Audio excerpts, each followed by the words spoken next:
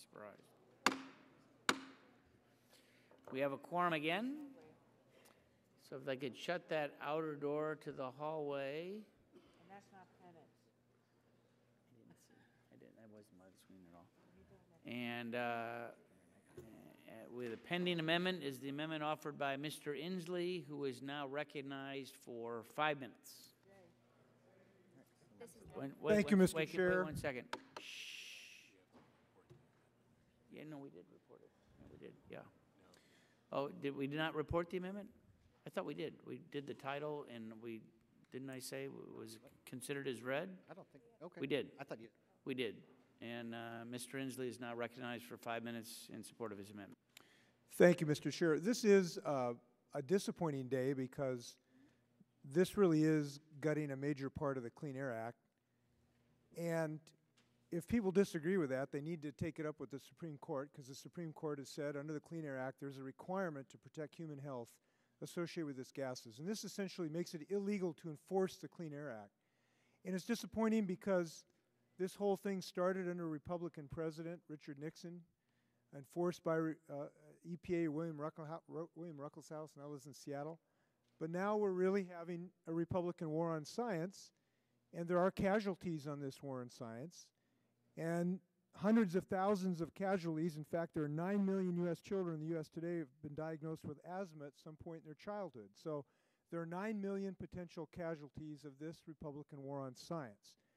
This amendment would attempt to reduce that collateral damage by essentially saying that this act would not go into effect unless there is a finding that this will not increase the incidence of asthma in children. Now, unfortunately, we know that this will. We know this through unassailable, unequivocal consensus science. And I want to just point something out. There is not one single peer-reviewed scientific paper that says other than that human health associated with asthma will be aggravated as a result of this. And I think that's telling. From the National Academies of Science, which found that climate change is occurring and that it poses significant risks, from the EPA, to the American Public Health Association, which found specifically that public health effects of climate change include increasing likelihood of more frequent intense heat waves, and intense heat waves are associated unequivocally with increasing ground level ozone. According to the Centers for Disease Control, quote, heat also increases ground level ozone concentrations, causing direct lung injury and increasing the severity of respiratory diseases such as asthma and chronic obstructive pulmonary disease. Now, 9 million children is a statistic, but one story is a tragedy.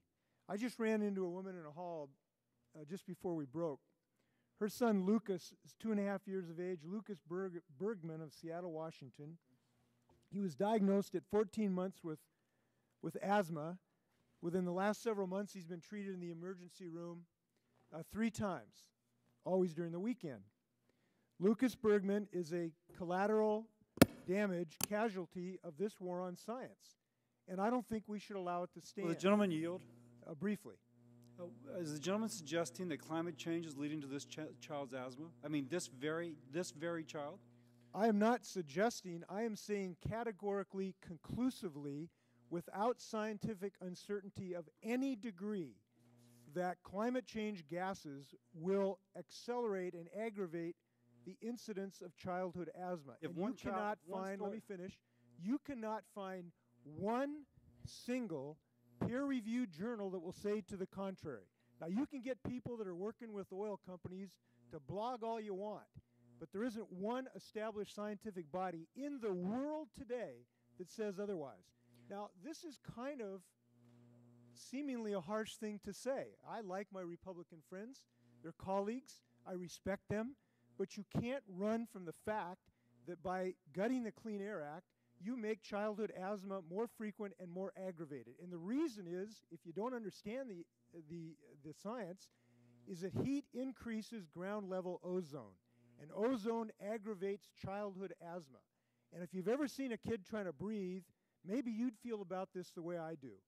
I was given a speech the other day, and one of my staff started to choke on a piece of meat. And I can tell you that the look in a person's eyes who has trouble breathing makes you suggest that this is not such a good bill. And I am trying to reduce those casualties by this provision, which is very specific. And by the way, there's another war on science. There's another casualty in the war on science, and that's the truth. To trot out these things, that these phony baloney polls out of Scientific American that have been specifically essentially repudiated by the editors of the own magazine, is the kind of baloney we have to deal with.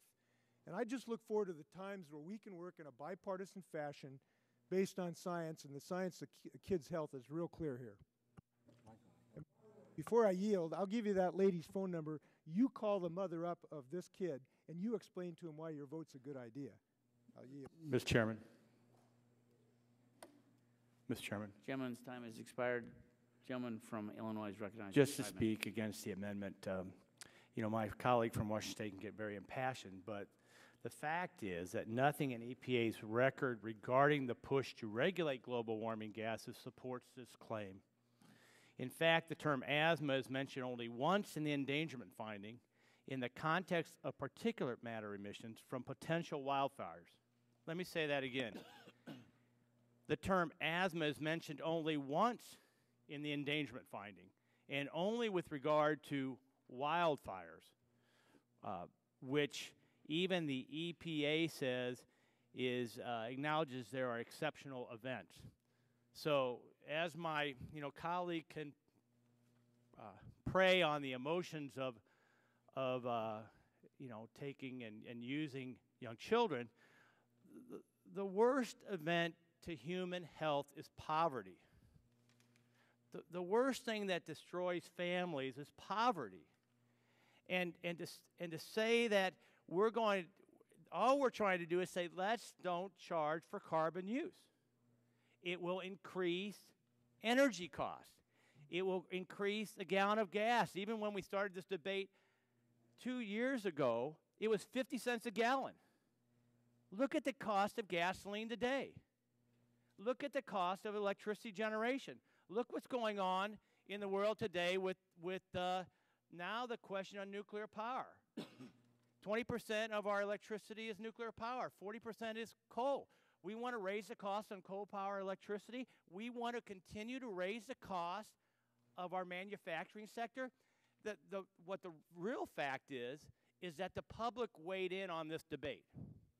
And that decision by the public was made in November. And in November, the public sent a resounding signal to us to say no for the EPA to regulate and raise the cost of energy in this country. So this is a response. H.R. 910, the Energy Tax Prevention Act, is solely designed to say, we're going to respond to the voters who sent us here. And they said, do not price carbon. Do not put us at a competitive disadvantage. Let the middle class grow. Let us thrive. The most damaging thing to individual health in the world is poverty. Low energy prices create a thriving economy that creates jobs and lifts up the middle class. That's what this fight's about.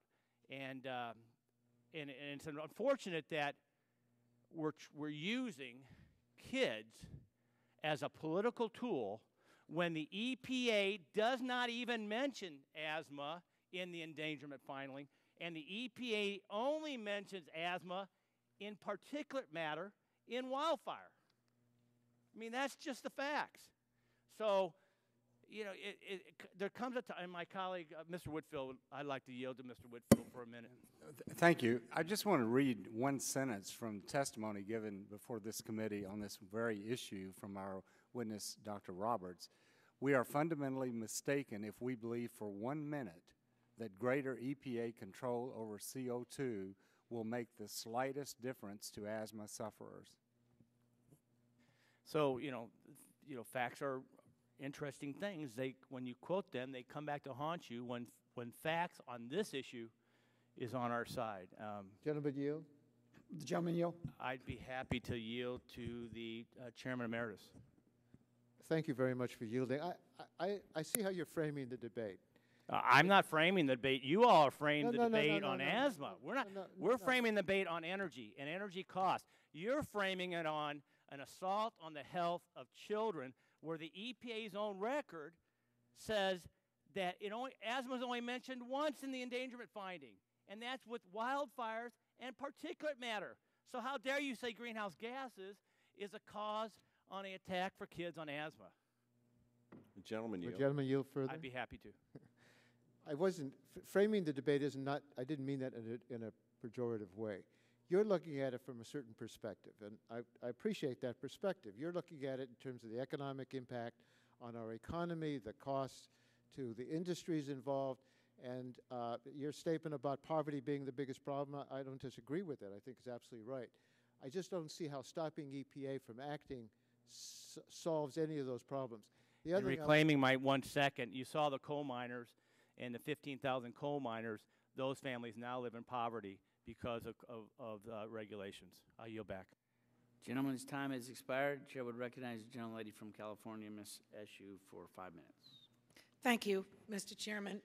Just on that last note of coal miners, I'd love to know what the voting record of members here has been to enforce the regulations to protect coal miners, but that's a whole other issue. I rise in support of this amendment offered by Mr. Inslee and a co-sponsor of it, because I think that we need to do everything we can to protect the health of our families and of children. And if there's anything that's been said in this on this amendment that really has gotten under my skin, is the phrase "use children." Use children. That's really a cheap shot, because I think that everything we do should be geared toward children and what their future is going to be. That's one of the underlying and most important roles that Congress plays. Now, there are letters here, and if you don't think that the issue of asthma has anything to do with lungs, and especially how it affects children, the American Lung Association, the American Public Health Association, the American Thoracic Society, the Asthma and Allergy Foundation of America, Physicians for Social Responsibility, and the Trust for America's Health have written a letter in strong opposition to H.R. 910. So take a look at that. Maybe you tell them that, are they using children in this? There's another letter for the record that has come from as I said, I think I said the American Public Health Association. Congress should protect the Clean Air Act and reject Representative Upton's bill that would harm public health, says APHA. Now, in terms of the children, there are over 7 million kids with asthma in the lower 48 states. 7 million kids. Does anyone here have anyone in their family, young people that suffer from asthma, and see how they struggle with it? Then you know. And those that suffer from asthma are the most vulnerable to air pollution. And it's not just fires. You're right, Mr. Shimkus. Fires would aggravate asthma, anyone's asthma. But that's not the only thing that aggravates asthma. And that's why I think it's important that we give EPA the ability to regulate air pollution effectively. But as we're talking about health, I'm going to bring up virus again. There's a virus in the Congress. There's a hatred of agencies, an equally hated term in terms of that's a regulation, and the majority doesn't want agencies to be able to carry out the responsibilities that the Congress have given to them. And I think that's highly unfortunate, because in my view, you have to separate the wheat from the chaff. Go through regulations and see which ones are working and which ones aren't. But my God, to repeal something and not even have a plan? You mean just by sitting here, you're stating that gas prices are going to go down? Yeah, that's in the Catholic Church, that's called infallibility. And some people even question whether the Pope has that or not. The EPA estimates that in 1990 alone, the implementation of the Clean Air Act prevented an estimated 18 million child respiratory illnesses and 850,000 asthma attacks. So these are facts, and the underlying bill would broadly eliminate EPA's authority. And make no mistake about it, that's what you want to do, that's what you're getting to do. But don't suggest for a moment that children are being used. That is deeply offensive. In fact, children will be affected. They are today, and it will worsen for children in our country if, in fact, that we do not have the ability to lessen those emissions rather, that we know are poison in people's lungs. But, I guess if you don't believe in science, then you throw science out the window, you replace it with your virus against agencies and regulations, and replace it with nothing. Gentleman lady's time has expired. Are there other members wishing to speak on the amendment? Dr. Burgess. Thank you, Mr. Chairman. I wasn't going to speak on this, but there's been so many issues raised that I feel like I must. First off, there is nothing in the Act, the Upton-Inhofe Act that we're contemplating, that prevents the Environmental Protection Agency from continuing to regulate criteria pollutants, including particulate matter and ground-level ozone. So nothing changes after the passage of this act about what the EPA can regulate today. I'd like to ask unanimous consent to enter into a record the CDC's National Surveillance for Asthma United States 1980 through 2004. This is the number and rate of asthma deaths by year and the International Classification of Disease in the United States from 1980 to 2004. And it shows the trend line for asthma deaths in the United States steadily decreasing since the year 2000. Now, we are told that we've recently come through the hottest decade that's ever been known. If that is true and asthma deaths are related to global warming, one would expect to see an increase in the trend line, not a decrease. But the CDC has shown this, and I'll put it up. I don't think it's going to project very well, and I apologize for not having a slide, but I will make it available to members who want to look, and I would like to ask that it be, ask unanimous consent that it be included in the record. Without objection. And then finally, let me just say that this is not theoretical to me. I have asthma. I know what triggers asthma attacks for me. It's horses, it's dogs, it's cats, it's dust, it's household cleaning agents, or at least that's what I maintain at home. But it's not carbon dioxide. It never has been, it never will be. I exhale carbon dioxide every time I take a breath, and am fortunate enough to be able to breathe in and out. I exhale carbon dioxide. It does not trigger an asthma attack. My beloved horse at home will, so I've always got to be careful to be upwind of the horse, but I don't have to be upwind of the gases that I exhale because carbon dioxide is not a trigger for asthma. So again, let me just stress, there's nothing that the EPA won't have tomorrow after the passage of this law that it doesn't already have today. It will continue to be able to regulate all the criteria pollutants under the Clean Air Act. It will continue to be able to regulate particulate matter, and it will continue to be able to regulate ground-level ozone. So should either of those things change, the EPA has full authority to continue its regulation. I thank the Chair for their consideration. I'll yield back to the Gentleman yield. Yeah, I'll be happy to yield. I'd just like to point out, too, that the air districts where these health problems arise also have jurisdictions to address those. And CO2, if it's a precursor to ozone, is such a small one that historically air districts have not even bothered to look at that because there are so many other emission issues that can affect the ozone and the asthma issue so much more, and it's so much more cost effective, which is, let me say, one of the great successes of the Clean Air Act. It actually has us taking a look at giving priority to things that do the most good with the least amount of money.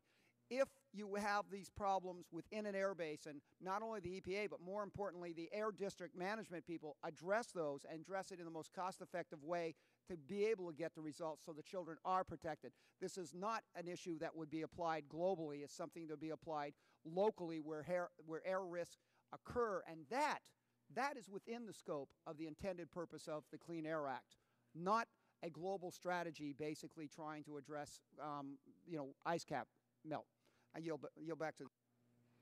Thank you, the gentleman. And yields I will back. just further point out that this is interesting that Mr. Inslee brings this up now. And we debated Waxman-Markey until the wee hours of the morning 2 years ago. I don't remember asthma being part of the debate that he brought up during the debate. This is new information. 2 years ago, it was all ice caps. And then after that, it was ocean acidification. And then one last Hail Mary, let's say it's kids' asthma that is going to be made worse by the passage of this act. Again, I would stress the EPA will not lack any tools for regulating criteria pollutants, ground level ozone, and particulate matter. And I'll yield back my time. Yes, the gentlelady from the Virgin Islands, Ms. Christensen.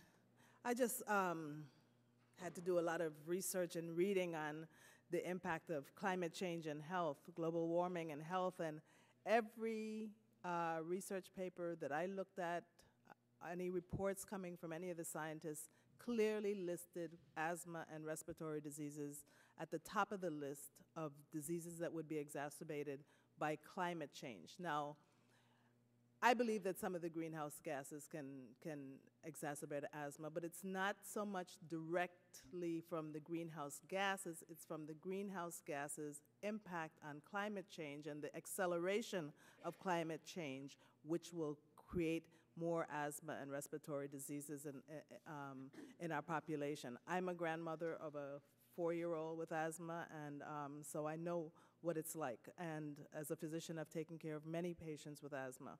And I think the evidence is clear. That's why all of those associations are opposing this bill, because climate change, global warming will exacerbate asthma and respiratory diseases. And it's really interesting that as I was sitting in the meeting yesterday where we were giving our opening statements, I got an email from the Family Medicine CME newsletter, and the title of the article was Breathing Should Be Easy. I believe breathing should be easy, and I oppose this.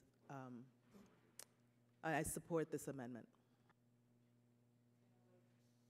He yields back. Is there further discussion? Yes, Mr. Bill. Madam Chair, not to be argumentative, but I'd just like to point out to the gentlelady that the same organizations that you identified in the 1990s claimed that ethanol would be a great public health benefit and would be a great benefit to this country. And it is. And I didn't judge it.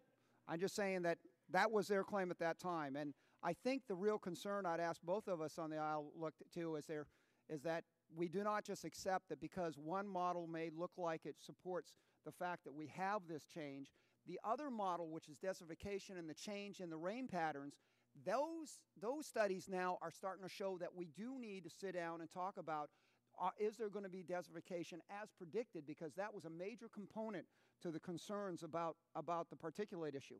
So I just have to say openly, I think both sides of the aisle ought to take a look at the rainfall predictions and the modifications in rainfall and how that would affect things like desertification, because I think that even the most open-minded person has to understand that science modeling doesn't always work out. And even if you agree, which some of us do, that the temperature issue is modifying, the fact is the same scientists that are saying that, many of them, including some of the people that are in my region, are saying the predictions of rainfall changes is not occurring in the pattern of which they predicted.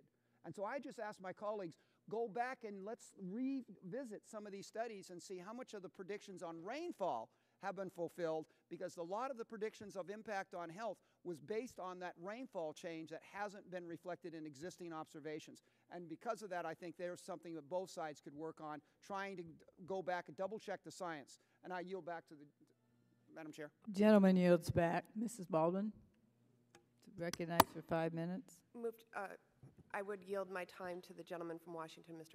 Inslee. I would like to point out that if the Republicans sincerely believed that there is not overwhelming evidence that these gases cause and exacerbate asthma, that they just go ahead and vote for this amendment. Because we simply say, if it doesn't cause asthma, then fine, go ahead. But you can't do that, you won't do that, because you know the scientific evidence is very clear that it does. Now, let me suggest this argument that CO2 is benign and we can ignore it because we exhale it.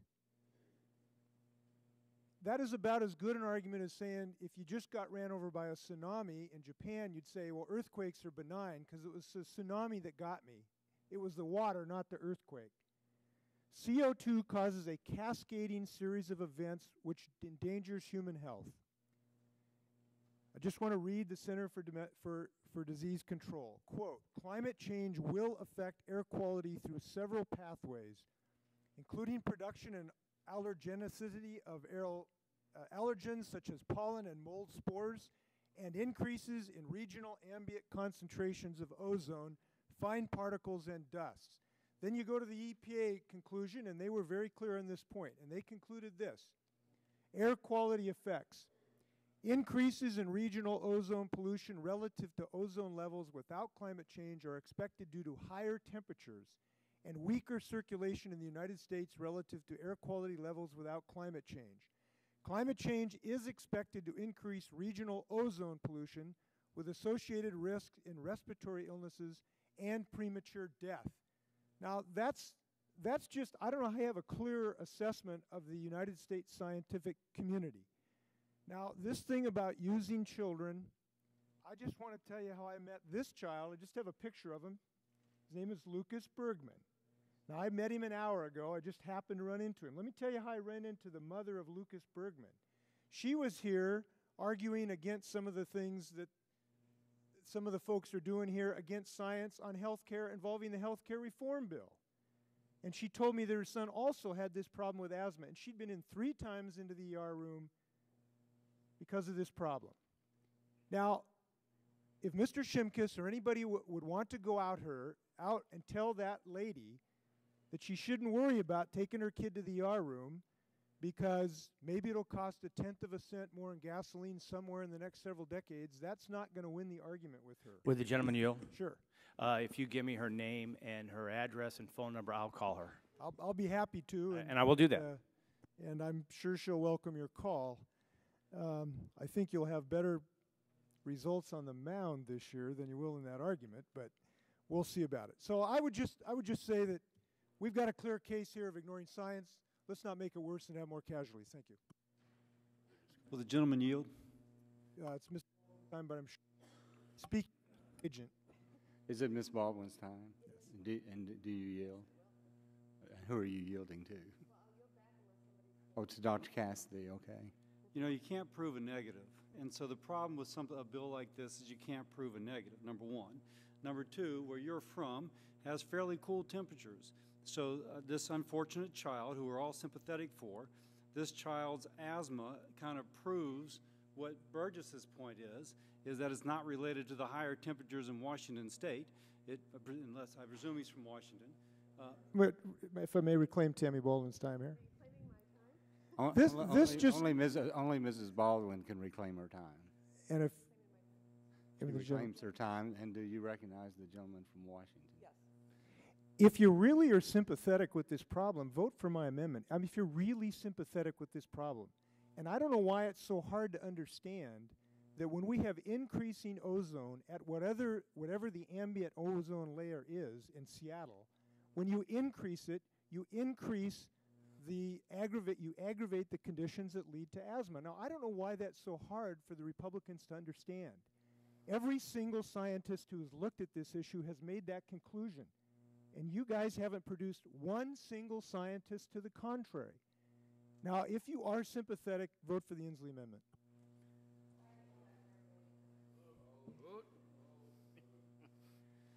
Are there any other members wishing to speak on the amendment?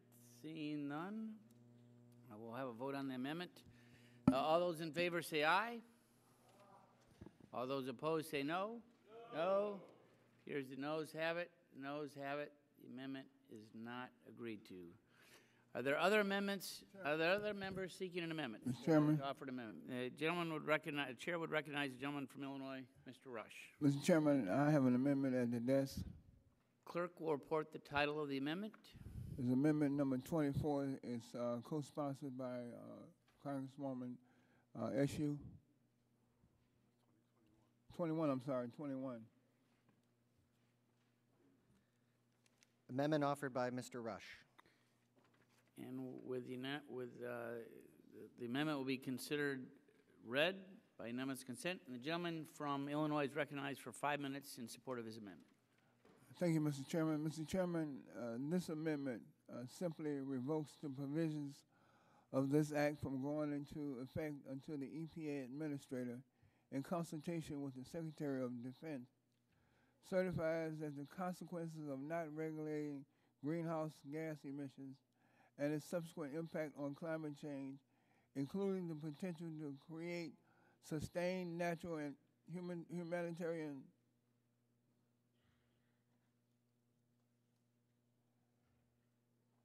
disasters,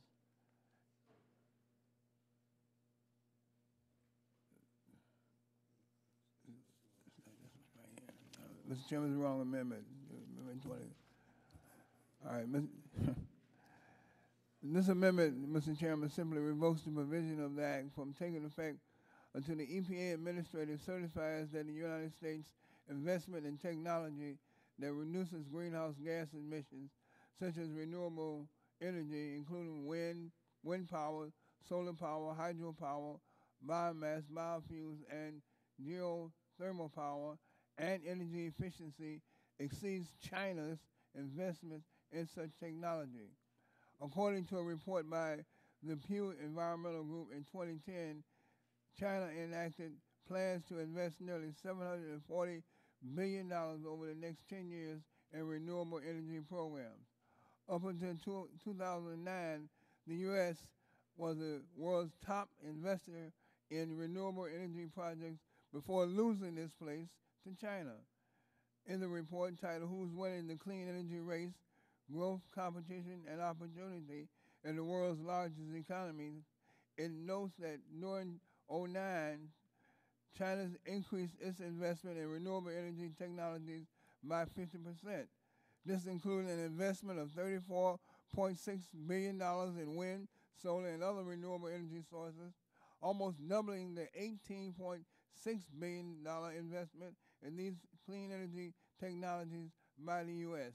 In fact, the report notes that American solar companies are building solar plants overseas in China with plans to produce 4,000 megawatts of electricity by the end of 2010. This report goes on to say, and I quote, "There are reasons to be concerned about America's competitive position in the clean energy marketplace.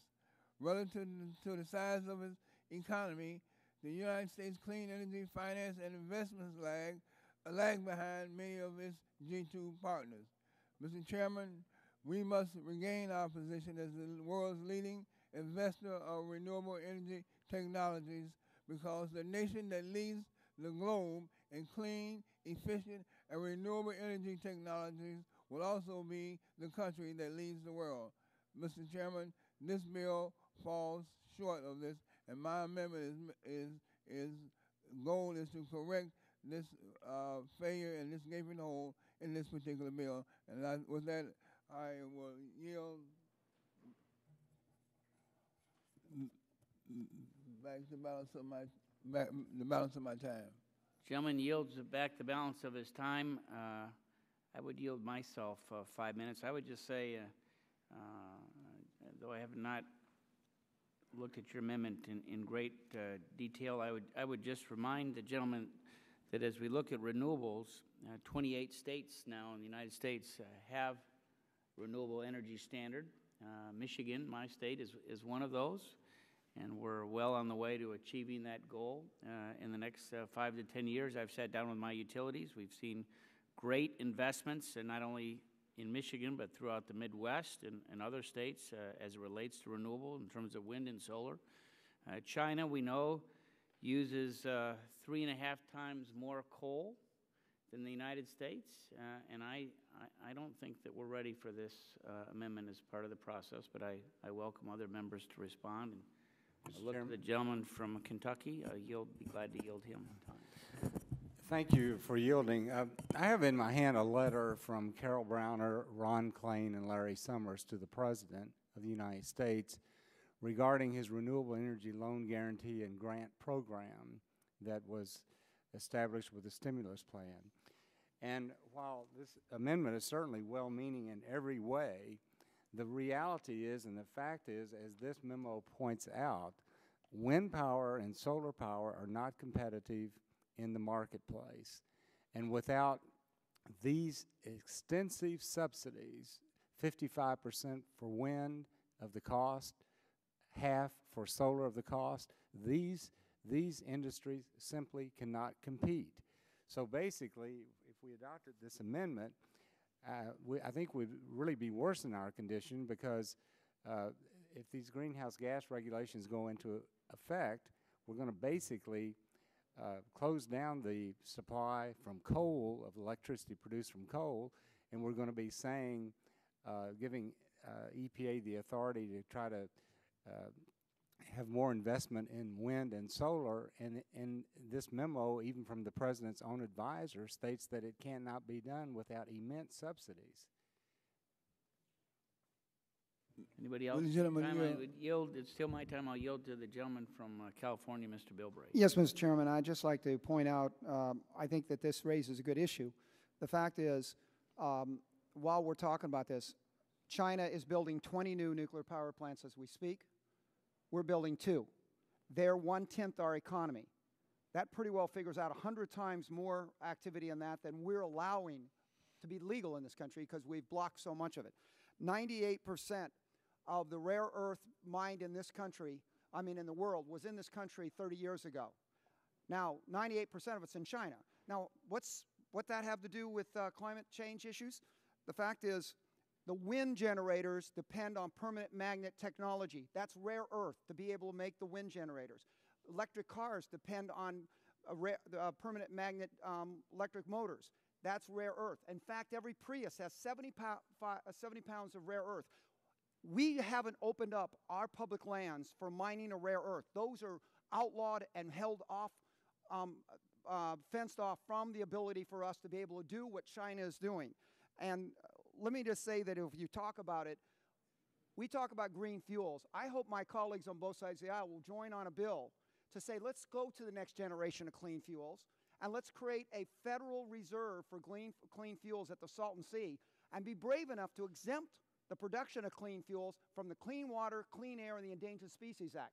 Because my scientists in California who developed the algae that could produce gasoline cannot produce it in the state of California, and they've gone to New Mexico.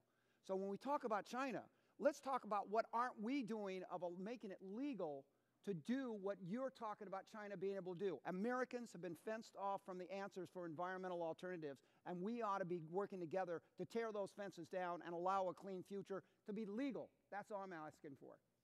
Yield back. My time, I yield back. Are there other members that wish to speak on this amendment? Seeing none, the vote will occur on the amendment. All those in favor of the Rush amendment, say aye. All those opposed, say no. No.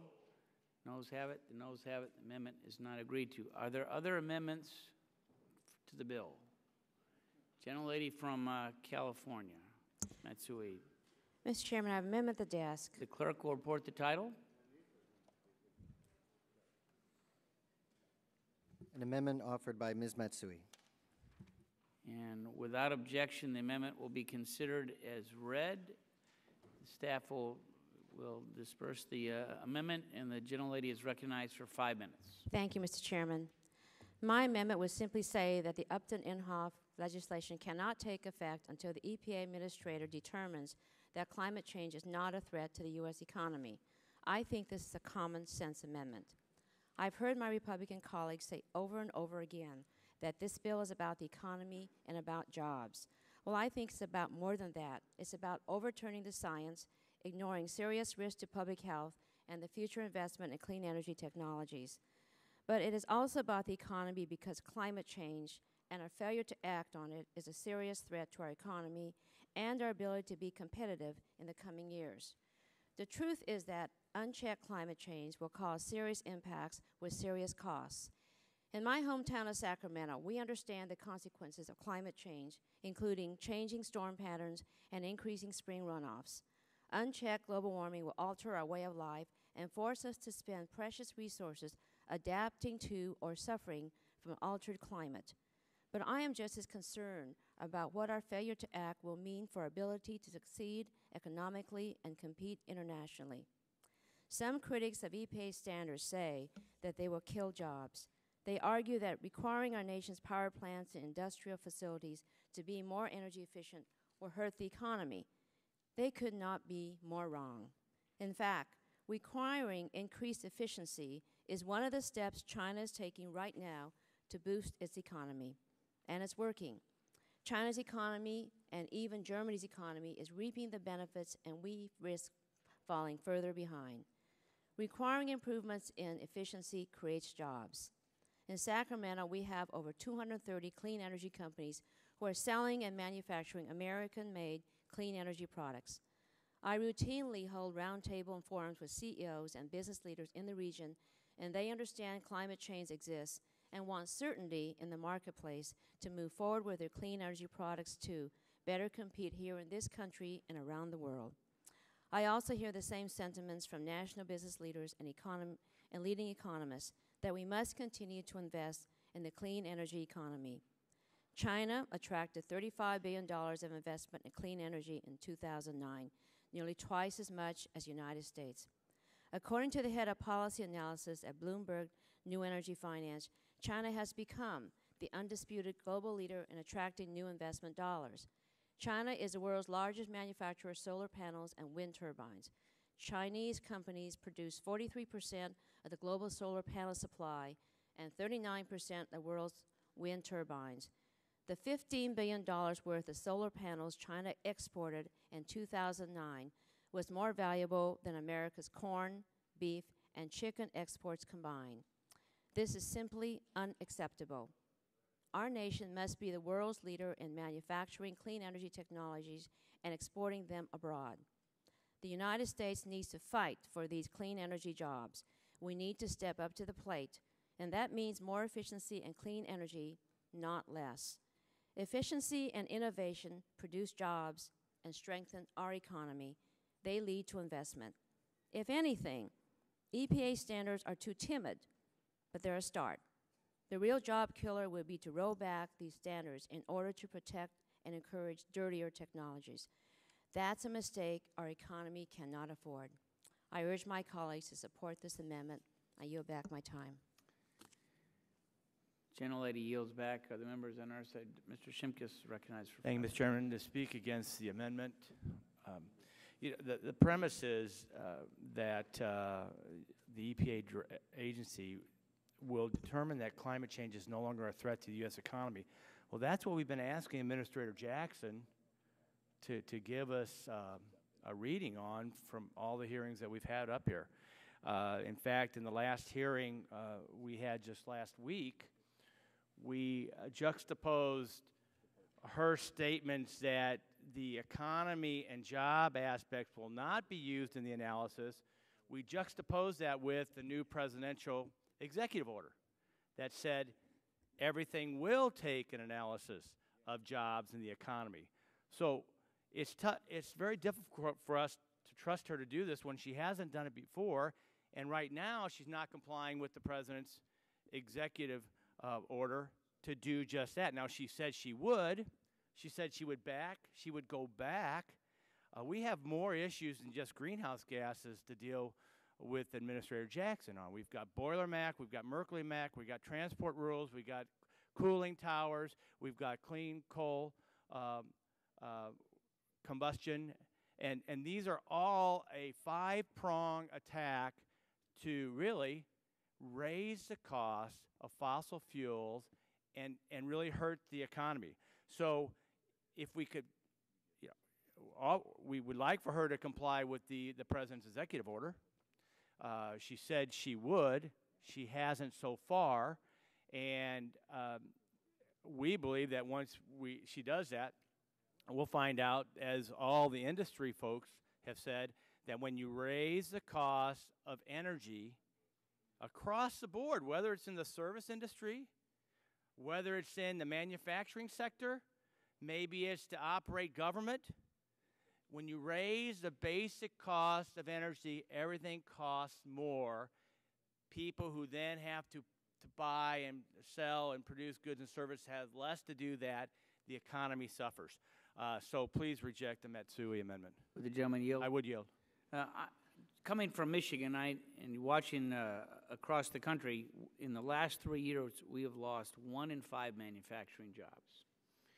And for us in the Midwest, us in Michigan, Ohio, practically 40% of that job loss has come from one state, ours. And the whole purpose of this legislation is to try and give a boost to manufacturing in this country. As we heard testimony and received letters from almost every manufacturing group that was out there, whether it be glass manufacturer, I mean, you name it, refineries, they all believe that without this legislation, you will see the regulations significantly increase, the costs go up, and frankly, knowing that the rest of the world isn't on the same page with these greenhouse gas emissions or regulations, those jobs are going to go someplace else. And we will lose even more jobs from the United States. So this amendment is not needed here. I appreciate the gentlelady for offering it, but I would hope that we could reject it and to yield back my time to the gentleman from Illinois. Are there other gentlemen yield? Now yield back my time. I think there's... Gentleman yields back the balance of his time. The gentlelady from Illinois is recognized for 5 minutes. Thank you. I want to speak in support of Ms. Matsui's amendment. The Clean Air Act safeguards have benefited the United States tremendously. Enacted in 1970 and amended in 1990, the Clean Air Act has delivered cleaner air, better public health, new jobs, and an impressive return on investment, providing $4 to $8 in benefits for every dollar spent on compliance.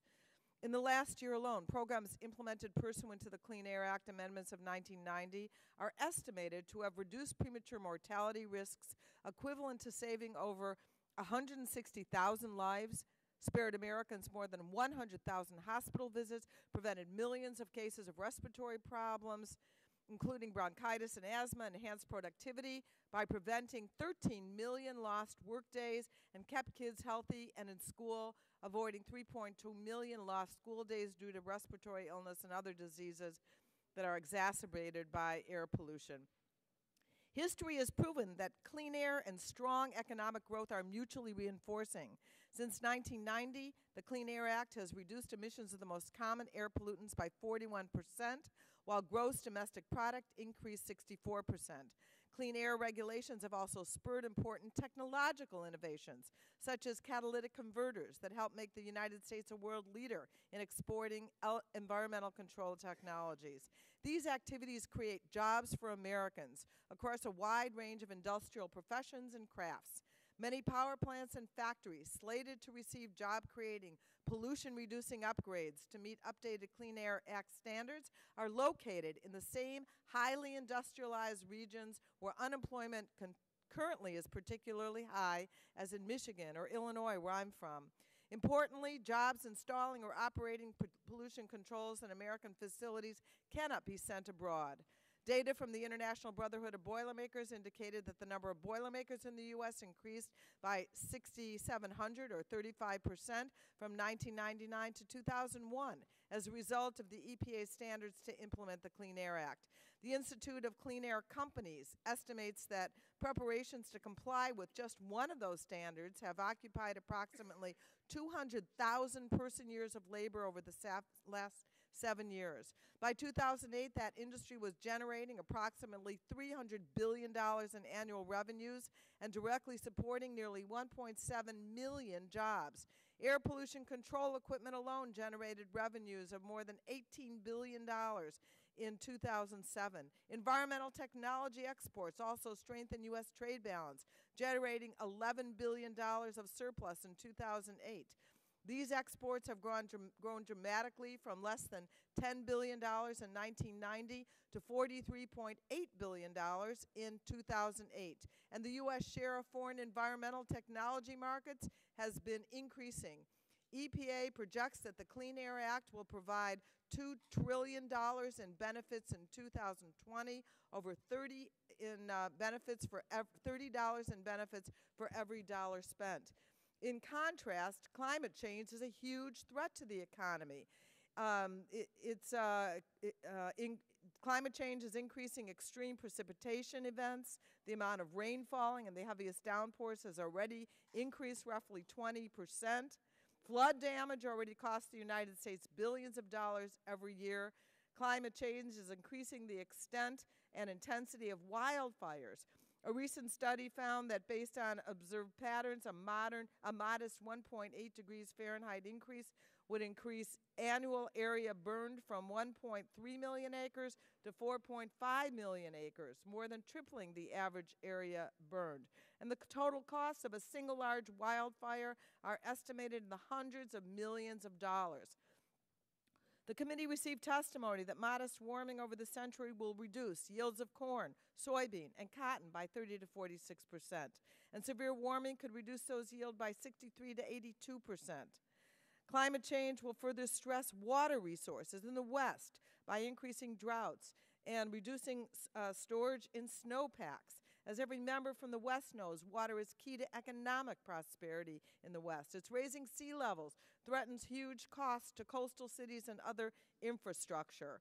And so to repeal the EPA's authority to take any action and slow climate change is breathtakingly irresponsible. I urge my colleagues to support Ms. Matsui's sensible amendment, allow the EPA to move forward, and I yield back.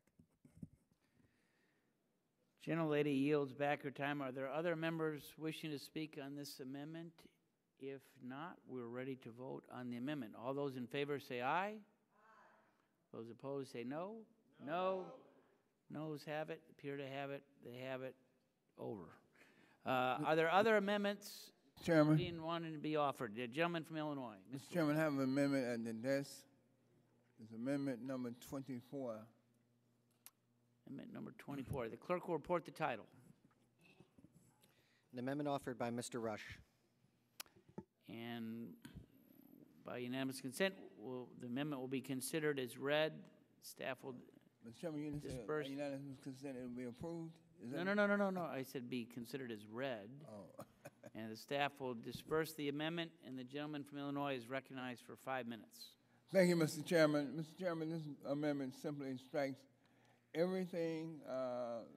This is an amendment in the nature of a substitute, Mr. Chairman, and it simply strikes everything after the enacting clause, and instead of stripping the EPA of its authority, will instead commend the EPA for saving an estimated $2 trillion in health care costs and millions of Americans from chronic illnesses and premature deaths through its implementation of the Clean Air Act through the year 2020.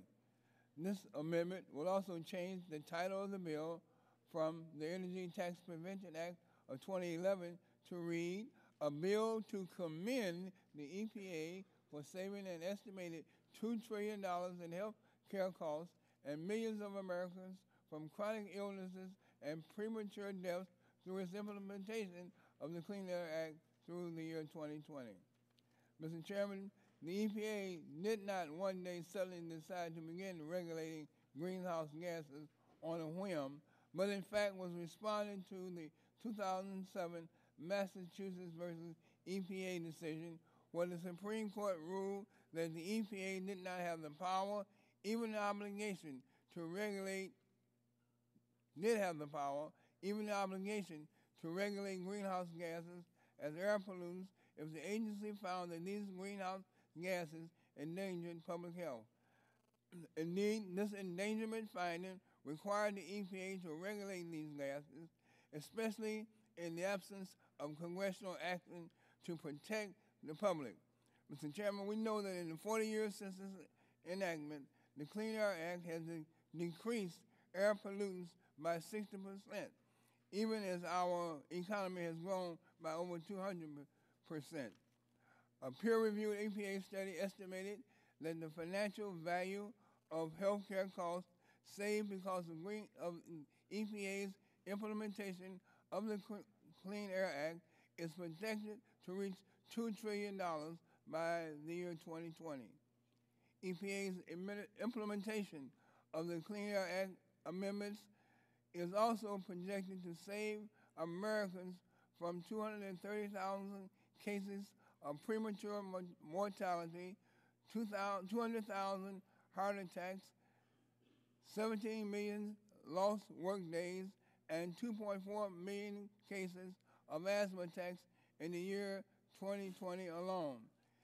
EPA's implementation of the Clean Air Act has been a stimulus for our economy, with estimates that it generated as much as $300 billion in revenues and $44 billion in exports, while supporting close to 1.7 million American jobs in the year 2008.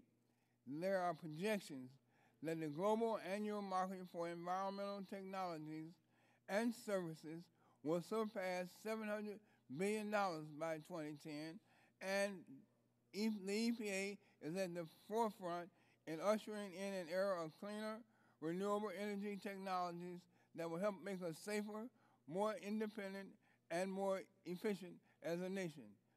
So for it's working to promote cleaner technologies and protecting our citizens with cleaner air while also creating jobs and investment for our economy, I say, Mr. Chairman, that we should salute the EPA for the work that it has done and the work that it continues to do, and I urge all of my colleagues to support this amendment, and I yield back the balance of my time. Gentleman yields back his time. Are there other members wishing to discuss this amendment? Mr. Bilbray. Mr. Chairman, I must regretfully speak in opposition to the amendment. The amendment points out a lot of great points, but again, it is pointing out about the fact of implementation of the Clean Air Act in the manner in which it was designed to treat, and that is human risk within air basins and reducing those risks.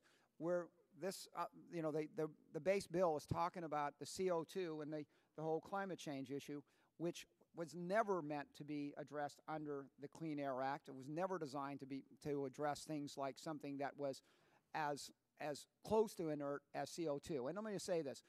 If CO2 is a precursor to ozone, it must be so small that those of us that were in the air districts didn't even have on the radar, because there were so many other issues that were major concerns. And so I appreciate the gentleman pointing out what a great success we've had in this country by the EPA staying within the parameters and the intention of the Clean Air Act, local air districts and states cooperating and working for outcome-based.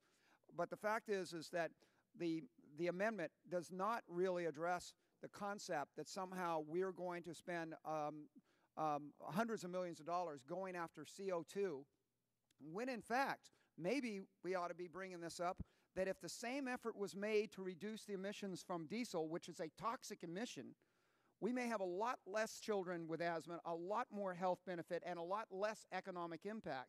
So I appreciate the gentleman's intention here, but I come back to the fact that the success that you were pointing out is because the Act has been implemented in the spirit of the Act, with the intention of the Act, and addressing real health problems identified in our communities and our neighborhoods that are major issues that, if the CO2 becomes the focus, will not be the priority that it should be. And that is, and all I got to say is, again, anybody here wants to protect children, then let's talk about getting true toxic emissions off rather than talking about CO2. So I regretfully have to oppose the amendment.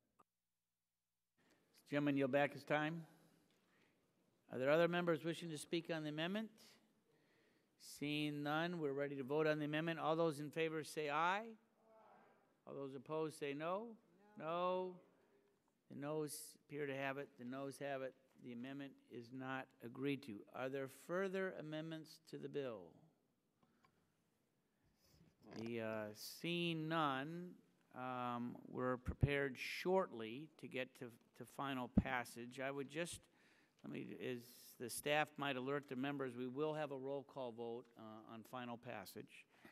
I just want to spend a minute or two prior to the vote, and I want to commend the staff on both sides. Lots of amendments were prepared. I particularly want to commend my friend Ed Whitfield as he's marshaled this legislation through, and his staff, and Bobby Rush and for the cooperation that we've had. We've had a good number of hearings. You'll remember that the process with this bill was a discussion draft that was released, I want to say the end of January.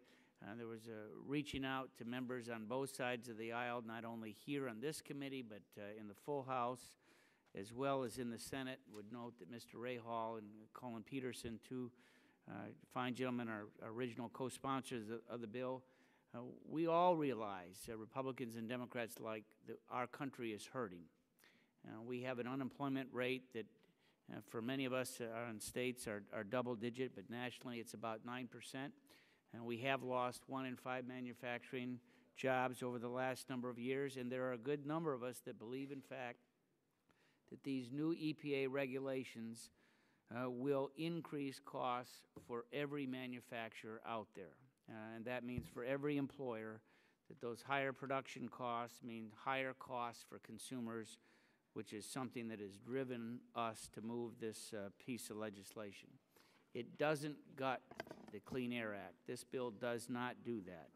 The Clean Air Act, as approved by the Congress in 1990, specifically rejected using greenhouse gas regulations authorized by the EPA, and this legislation prevents the EPA from going down that road. So for me, as an original co-sponsor, author of this legislation, I would urge my colleagues to support it. And at this point, I will ask the clerk to call the roll on final passage. Mr. Barton? Mr. Barton, yay. Mr. Stearns? Mr. Stearns, yay. Mr. Whitfield? Mr. Whitfield, aye. Mr. Shimkus? Mr. Pitts? Mr. Pitts, aye. Mrs. Bono-Mack? Mr. Walden?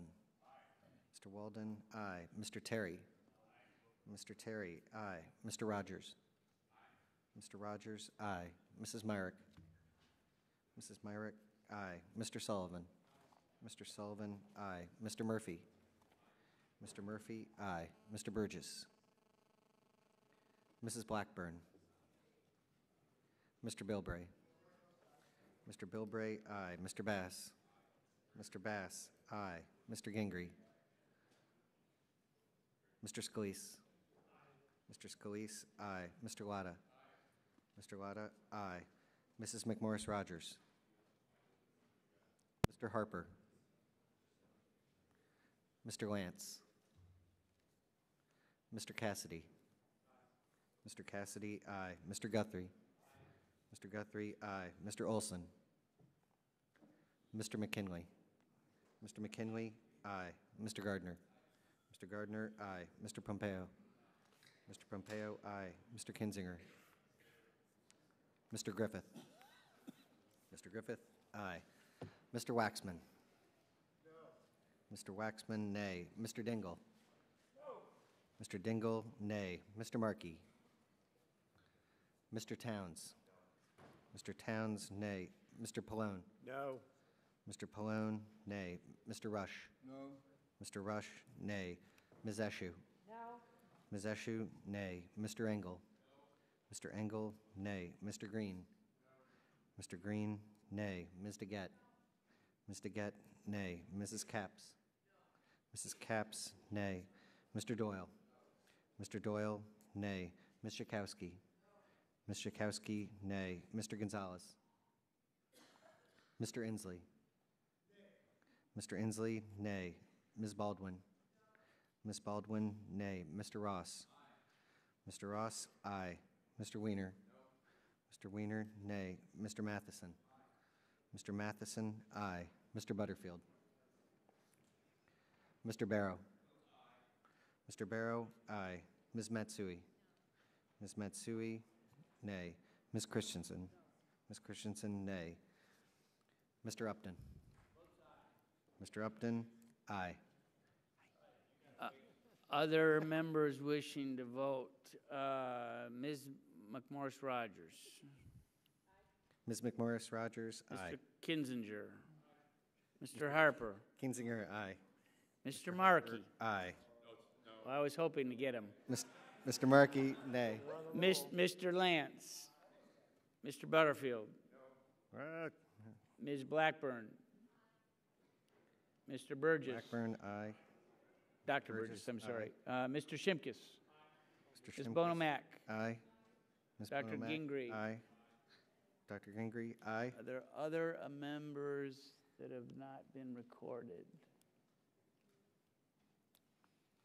Mr. Olson. Mr. Olson? Mr. Gonzalez. Has everybody voted? The clerk will count the tally, report the tally.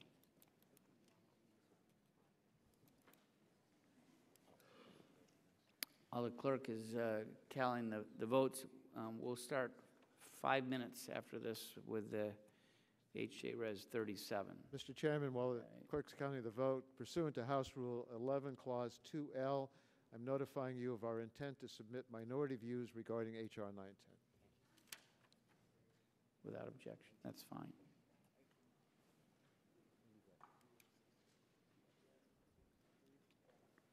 So we'll start at 5 o'clock. Start at 5. So we'll start at 5 o'clock. We'll start HA Res 37. Allow the staff to clean up. Mr. Chairman, 33. Wait. 1 second. Is Mr. Olson? Is Mr. Olson recorded? Mr. Olson is not recorded. Mr. Olson, aye. Are there any other members wishing to be counted? Okay, if you would add Mr. Olson and give us the new count. Mr. Chairman, 34 aye, 19 nay. 34 ayes, 19 nays. The ayes have it. The bill is favorably reported. Without objection, the staff is authorized to make technical and conforming changes to the bill approved by the committee. Hearing no objection, so ordered. And we will recess until 5 o'clock to start HA Res 37. 5 minutes.